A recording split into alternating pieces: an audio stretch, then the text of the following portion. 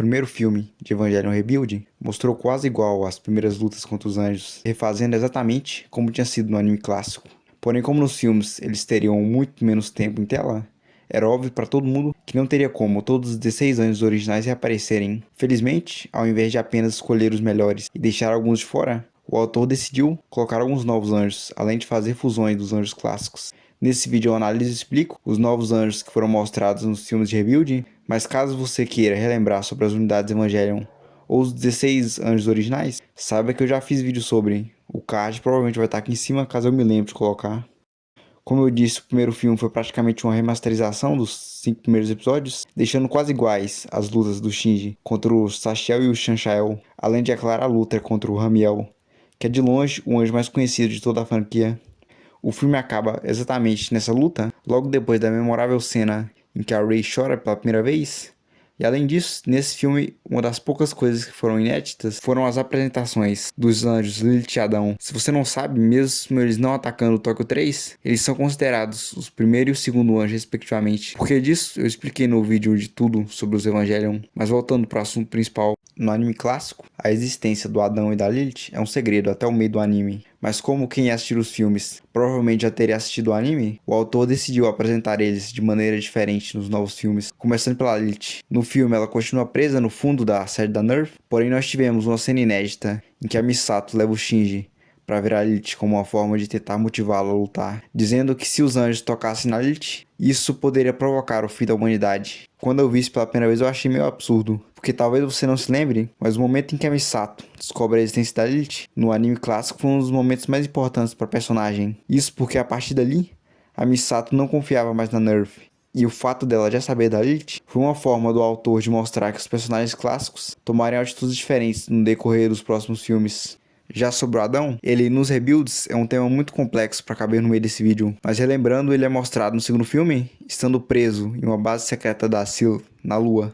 Escrevendo esse roteiro, eu percebi que essa frase foi meio sem nexo, mas basicamente, na nova versão reimaginada do autor, existem 4 Adões na Terra. Um causou o segundo impacto, o outro está na Lua, sendo usado como base por Evangelion Mark VI, e os outros 2 não são muito mencionados. Mas o mais complexo de tudo é que nos filmes a SEAL descobriu uma nova forma de controlar os corpos dos Adões. Eles chamam isso de Evangelion Série Mark, e são literalmente Adões, mas com a armadura de Evangelion por fora. Como eu disse, isso daria um tema para um vídeo separado.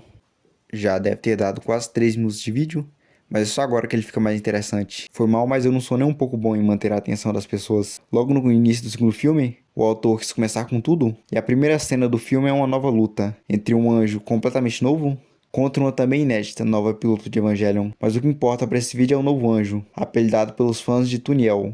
Não preciso nem explicar o porquê. Também é preciso dizer que a principal característica dele é que ele não tem pele. Provavelmente tinha, mas a SEAL deve ter tirado.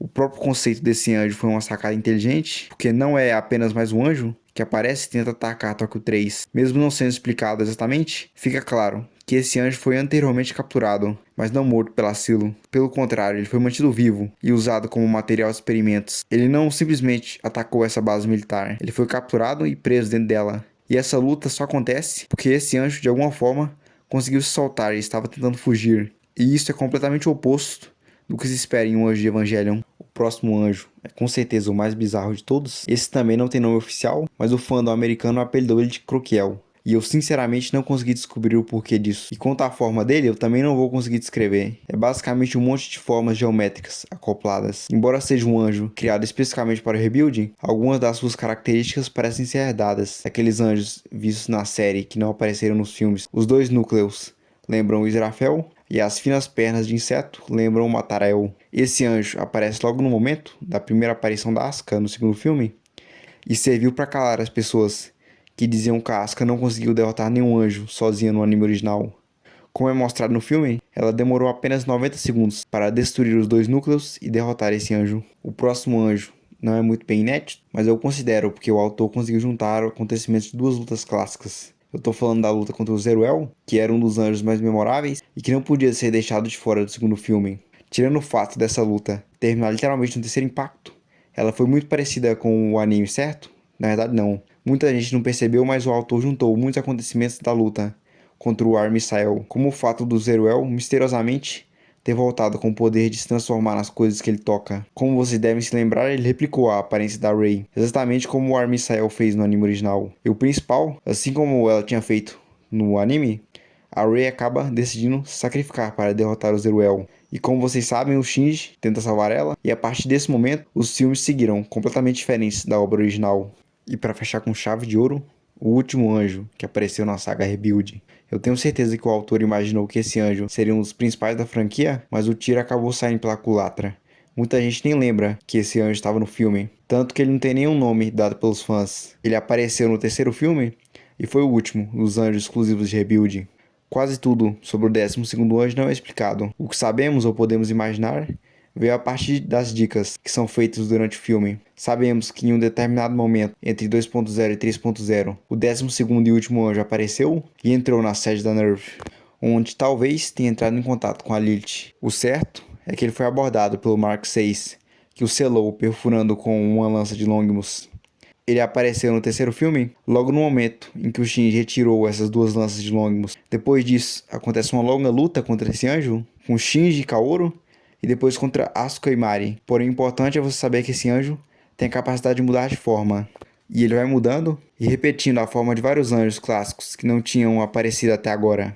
Na primeira forma, ele se assemelha ao 11º anjo, o Iruel, tanto na forma única do campo AT, tanto pelo fato de não parecer ser um único ser, mas uma colônia de pequenos organismos, parecendo uma colônia de bactérias. Depois na forma de serpente, lembra vagamente o 16º anjo, Armisael. Na forma de núcleo gigante, é impossível não ver o 12º anjo, Leliel.